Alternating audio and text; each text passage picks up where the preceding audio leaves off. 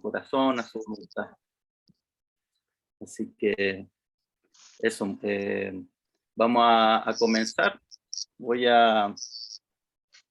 Ténganme paciencia porque yo no soy muy bueno con la tecnología. Así que voy ahora a intentar compartir pantalla ya.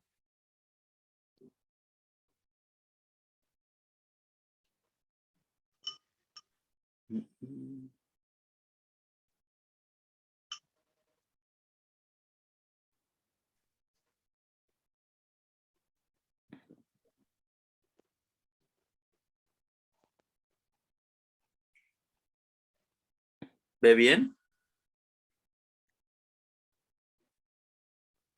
Bien, bien, bien, Fabián.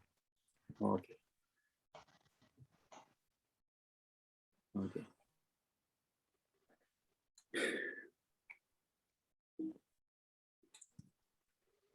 Creo que...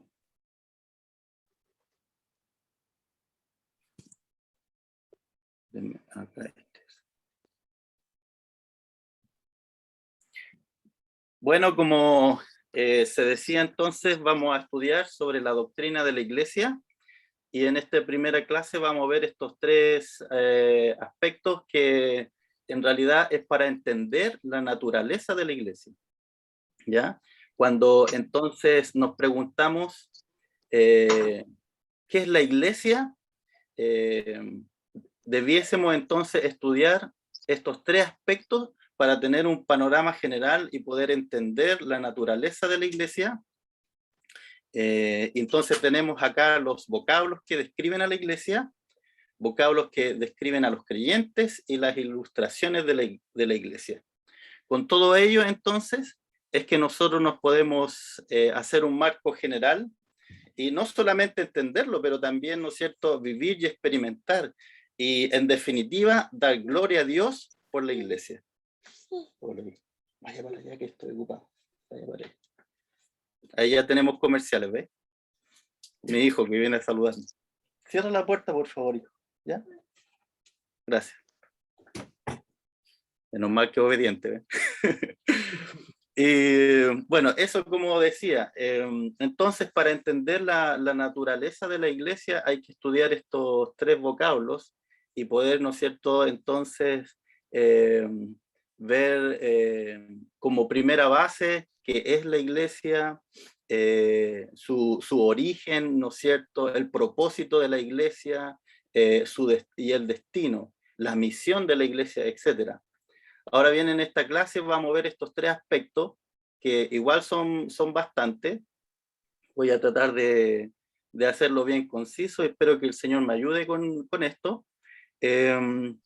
Pero antes de decir que, bueno, en la historia de la Iglesia, y es la palabra que vamos a ver a continuación, eclesia, del griego, ¿no es cierto?, donde se saca esta palabra iglesia. Esta es una palabra que ya existía en el Antiguo Testamento, se usaba. De hecho, eran dos palabras. Y Jesucristo fue el primero que entonces usa en griego esta palabra eclesia, que la vamos a ver a continuación. Y entonces esta palabra, ¿no es cierto?, es acuñada para entonces describir esta asamblea de llamados, esta asamblea de llamados, y que entonces es la palabra que cuando nosotros leemos en la Biblia eclesia es básicamente esta asamblea de llamados, ¿ya? Miren, me encanta este texto de Robert Hastings. Él dice lo siguiente: Jesús tomó la sociedad de sus discípulos, llamándolos para que se congregaran a su alrededor. Le comunicó a dicha sociedad hasta donde le fue posible durante su ministerio en la tierra, su propia vida, su espíritu, su propósito. Les prometió continuar impartiendo hasta el fin del mundo su vida a dicha sociedad, la Iglesia. Su gran don u obsequio a la Iglesia, podemos decir, fue sí mismo. Cuando hablamos, hermanos, de la Iglesia, hablamos Entonces, de todos aquellos seguidores de Jesucristo, discípulos de Jesucristo, que han sido redimidos, que han nacido de nuevo y que se han unido y viven de acuerdo, ¿no es cierto?, a las enseñanzas de Jesucristo y viven de acuerdo a su propósito. Estos entonces son la iglesia, todos aquellos discípulos, ¿no es cierto?, que siguen entonces a Jesucristo. Estos discípulos reciben sus enseñanzas, reciben su vida y entonces las ponen por obra, ¿no es cierto? Dios, a través de su Hijo Jesucristo, entonces constituye la iglesia. Y la iglesia, hermano, no podría existir si Jesucristo no hubiese venido, porque Jesucristo fue el que fundó la iglesia. Todos aquellos que somos parte de la iglesia somos seguidores entonces de Jesucristo. Somos parte de una sociedad, somos parte de una comunidad global y también local. Y eso lo vamos a ver a continuación. ¿Ya? Entonces, como les decía, el vocablo griego neotestamentario para describir la iglesia es eclesia, que significa asamblea de llamados. Se aplica el término a los siguientes vocablos. Entonces, aquí donde vamos a ver esto. ¿Ya? El primer vocablo entonces que vamos a ver es el vocablo que describe a la iglesia. ¿Ya? Y acá dice todo el cuerpo de cristianos de una sociedad. Todo el cuerpo de cristianos de una sociedad.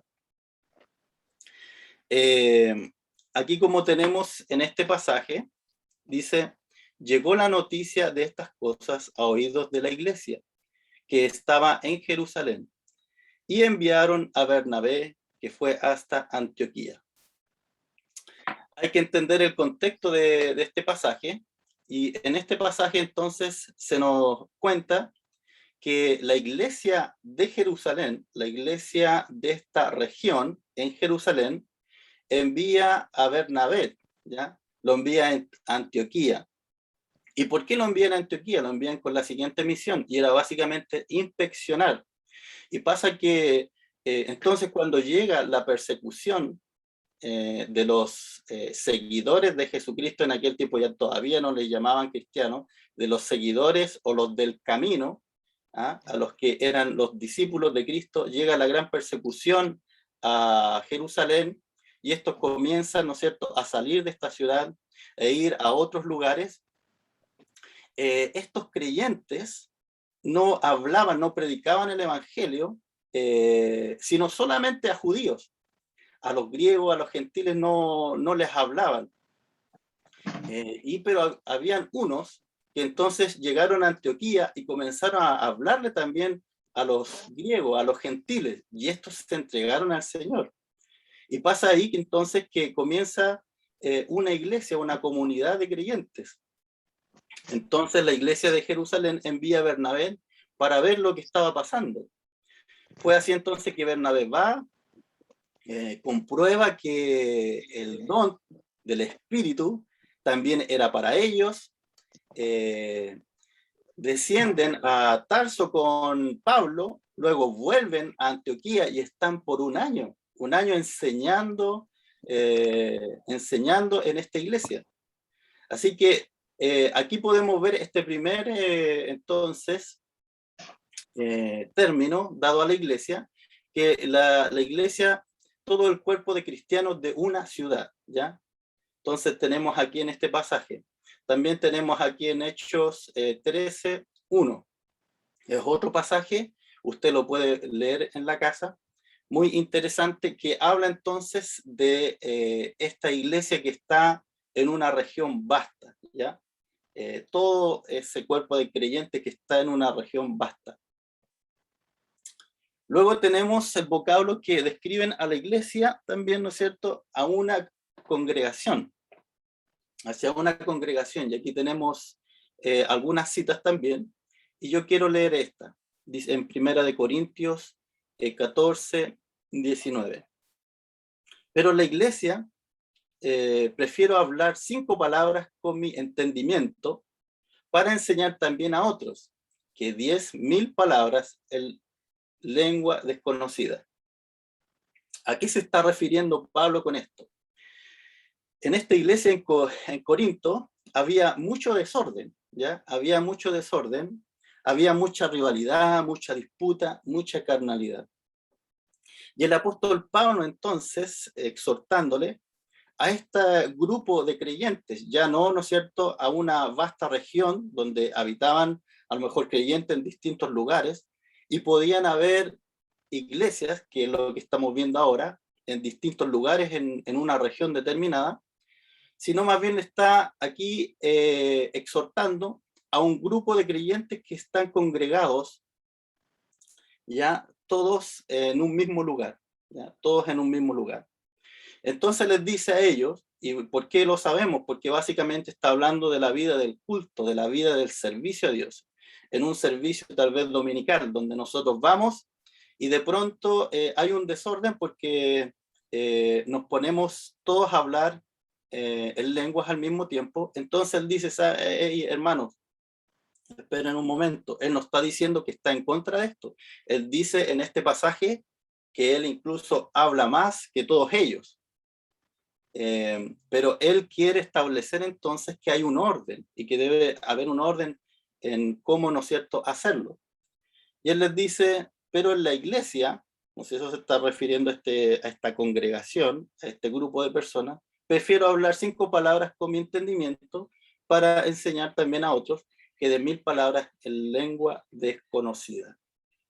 ¿Ya?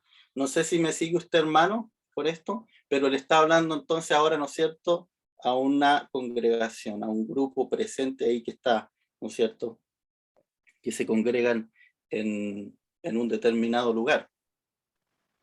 ¿Ya?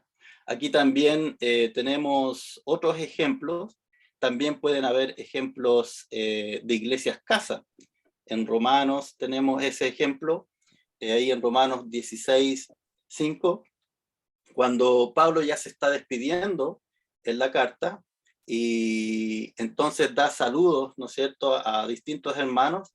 Y si bien recuerdo, aquí está saludando a Epafrodito y da gracias porque le han salvado prácticamente la vida. ¿Ah? Le han salvado la vida y le agradece a este hermano porque han sido bondadosos con ellos.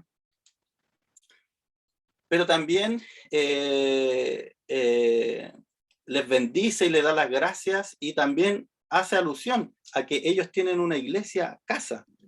Y esto es interesante y me toca bien de cerca porque al servir en misiones, y usted sabe, en muchos de los comienzos de la iglesia ha comenzado así, en casa. Y es lo más natural, es lo más normal, que creyentes se comiencen a congregar entonces en una casa y que luego, ¿no es cierto?, la iglesia comience a crecer en una comunidad determinada. Lo voy a leer el 16. Como tengo mi computador, no puedo ver mis notas. Puse el PPT, lo tenía ahí, pero no sabía cómo hacerlo. Bueno, este es el 16:5, mire, dice así. Saludos igualmente a la iglesia que se reúne en la casa de ellos. ¿Ve? Saluden a mi querido hermano Epéneto. El primer iba a leer Vereton, pero no, es Epéneto, es el jugador de Chile. El primer convertido a Cristo en la provincia de Asia. ¿Sí? Ahí entonces está haciendo alusión a esta iglesia casa. ¿Saben un dato, hermano? En los pueblos menos alcanzados, básicamente, esta es la iglesia y el modelo que se sigue replicando, que se sigue desarrollando. En Asia, en los pueblos menos alcanzados, en lugares donde, ¿no es cierto?, mayoritariamente está el Islam como religión predominante y donde en algunos casos hay acceso restringido al Evangelio, hostilidad al Evangelio, y es penado por la ley hablar de Cristo, del cristianismo. Los misioneros y los hermanos, esta es la técnica que tienen para comenzar plantación de iglesia. hacen amistades, qué sé yo, y comienzan a invitar entonces a vecinos, a amigos, y comienzan a hacer reuniones en casa.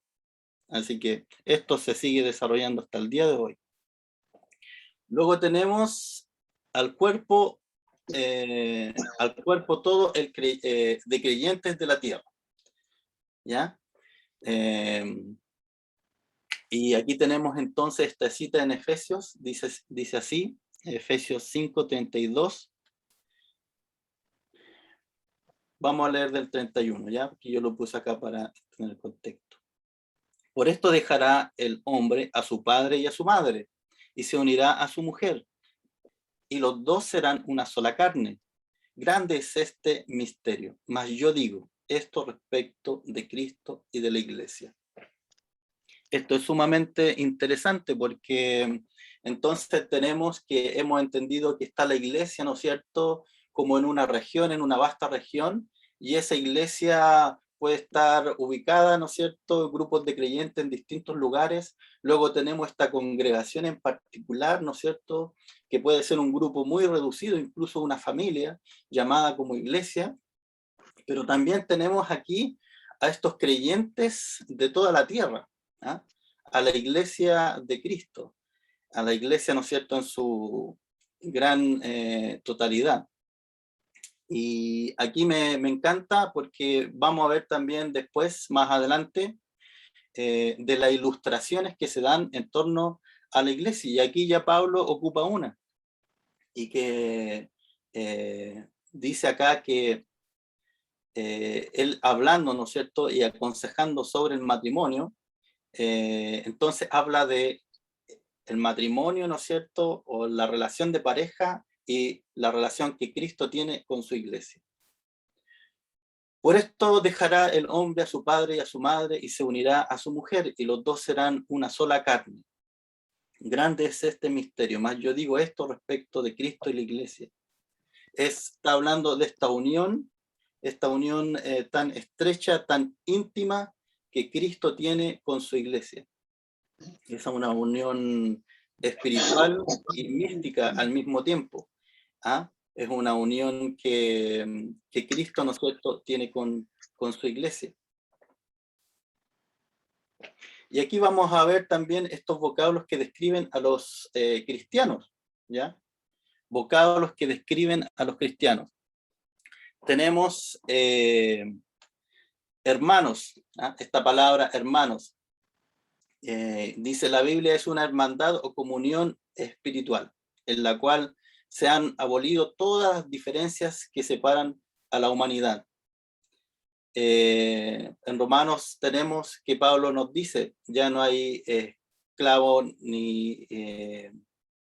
hay ni judío ni griego, ¿no es cierto?, hombre y mujer, esclavo.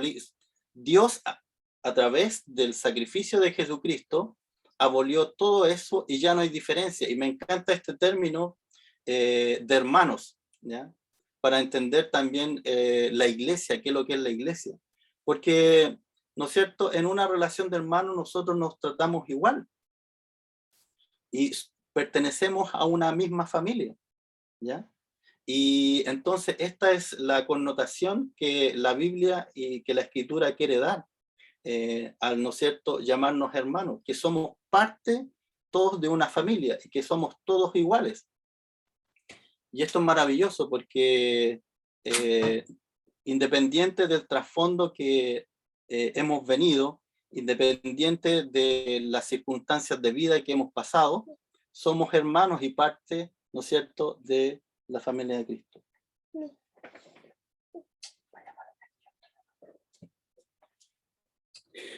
Luego tenemos esta palabra creyentes. Yo al enviarle el PPT voy a enviar también las citas ya con esto.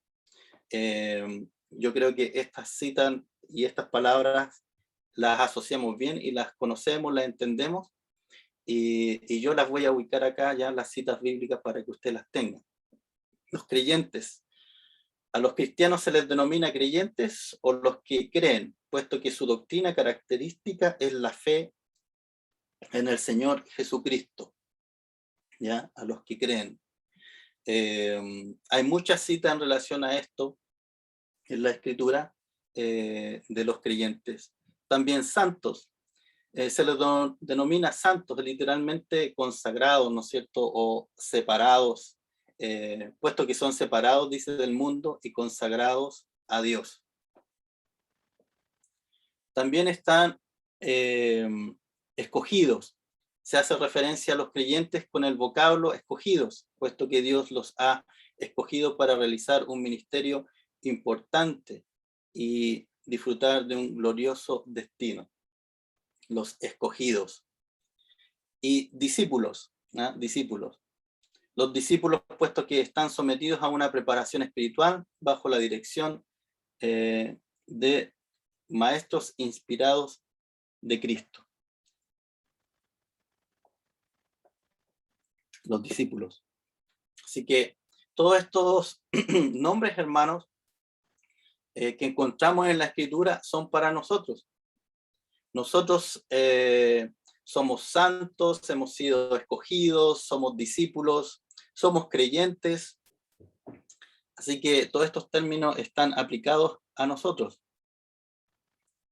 Y acá tenemos estos también, que son cristianos. Son cristianos puesto que su religión gira alrededor de la persona de Cristo. Y acá hay algo que yo quiero hacer un alcance, porque este término cristianos ha estado o está tan manoseado en algunas partes del mundo que, si bien es cierto, era un gran orgullo, tal vez en el tiempo después apostólico, cuando llamaban cristiano, en algunos lugares no es un término bienvenido. ¿Y por qué? Y en la evangelización global y en lugares donde el evangelio tal vez no es mayoritariamente la religión o el cristianismo es la religión predominante, como en países, ¿no es cierto?, hinduistas, budistas, islámicos, cuando escuchan esta palabra cristiano, inmediatamente piensan en Estados Unidos, o piensan, ¿no es cierto?, en la cultura estadounidense y en todo lo que venga de Estados Unidos y de Occidente. Entonces, para ellos muchas veces las cosas que ven no son muy positivas, ¿eh? No son muy positivas a través de la música, las películas, etcétera, o la violencia, etcétera. Entonces, para algunas regiones del mundo, ponen al cristiano y lo encierran todos dentro de un mismo saco. Y esto no es muy favorable a la hora de poder hacer evangelismo. Y entonces, hoy en día, los hermanos y los misioneros, los que se presentan en estos países, se llaman seguidores de Jesucristo, ¿no? O discípulos de Cristo. De nuevo, volviendo a estas palabras, ¿no es cierto?, que también son bíblicas y que están acá. Entonces acuñan estas palabras. Seguidores de Cristo.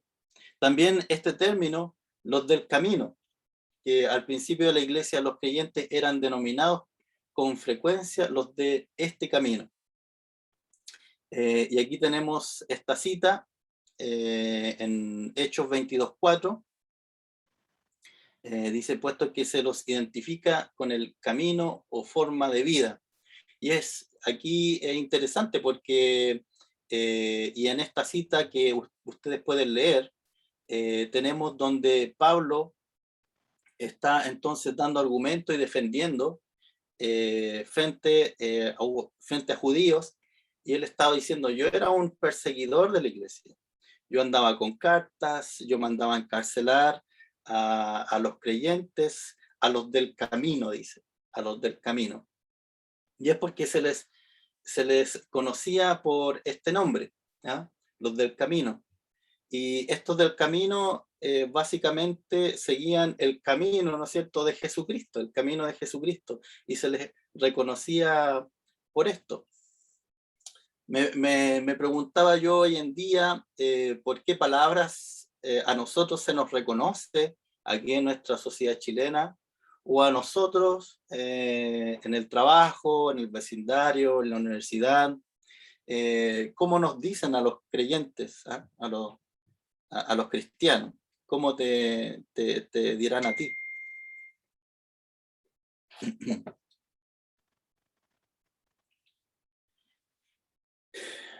Luego tenemos su naturaleza e ilustraciones de la iglesia, ¿ya?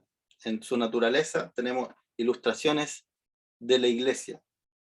El cuerpo de Cristo, el cuerpo de Cristo, el templo de Dios, la esposa de Cristo. Y podemos leer esta cita de Primera de Pedro 2, 5 al 6, el templo de Cristo. ¿Les parece? Primera de Pedro.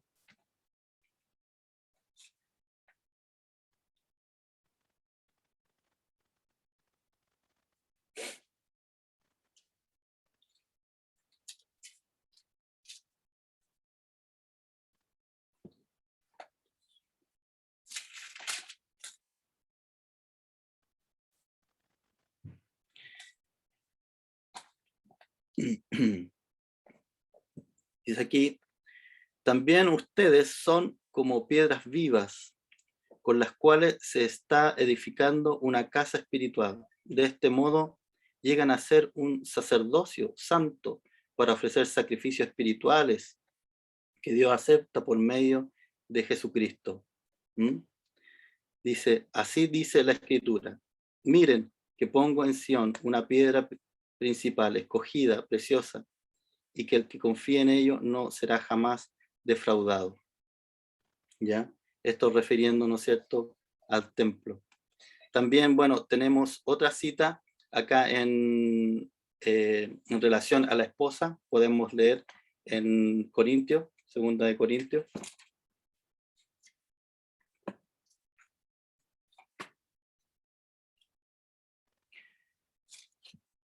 Once.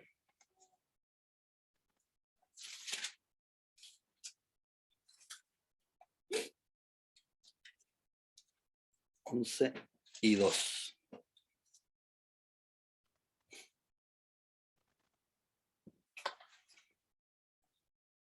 Dice, vamos a leer 1 Corintios 11, 2. Vamos a leer del 1 ya, para entender. Ojalá me aguanten unas cuantas tonterías. Dice. Yo estoy leyendo la NBI, ¿ya?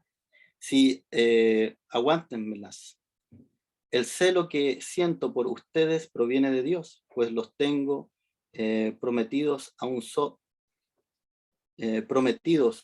solo esposo, que es Cristo, para presentárselos como a una virgen pura. Ahí tenemos esta figura de esposo. Bueno, tenemos muchas otras citas más en relación a esto. Una de las cosas que quisiera mencionarles, hermanos, en relación a este tema, es también sobre que en la historia de la iglesia, llegados ya al tiempo de la Reforma, la iglesia vivía un oscurantismo tremendo. Y es así entonces que a la iglesia se le confiere prácticamente todo el poder, toda la autoridad.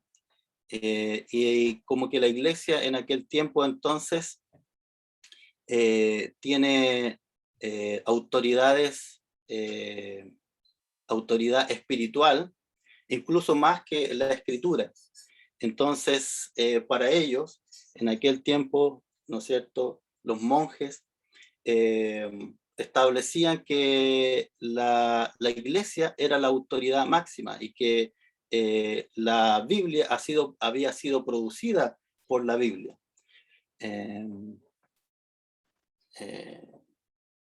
Perdón, que la iglesia había producido la Biblia. Entonces fue así que los reformadores se alejan de esta idea y de estos principios que entonces regían ya a la iglesia en aquel tiempo. Nosotros sabemos, ¿no es cierto?, la historia, cómo entonces se separa la verdadera iglesia, y entonces el protestantismo comienza a ver que la iglesia son todos aquellos, es un organismo vivo, es un organismo el cual Dios había establecido a través de la persona de Jesucristo, y todos los que entonces eran llamados iglesia tenían que pasar por Jesucristo. Luego después de nuevo se vuelve al origen de que uno tiene que haber sido nacido de nuevo, etc. Pero cuando hablamos, hermano, de la iglesia, hablamos entonces de seguidores de Jesucristo, discípulos de Jesucristo, que han nacido de nuevo y que son de una región, que son de una localidad y que son de la iglesia universal o de la iglesia global de Cristo que está en todo el mundo. Hemos sido llamados, hemos sido llamados y hemos sido consagrados y apartados del mundo para ser parte del cuerpo de Cristo.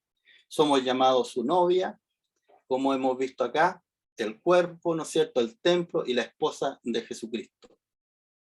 Estos son entonces los principios los cuales que he querido compartir en esta mañana con ustedes, mis queridos hermanos, estos pasajes, esperando que esto sea de bendición. Vamos a dejar entonces este PPT. Yo voy a agregar más citas acá al PPT, y entonces para que ustedes los puedan tener.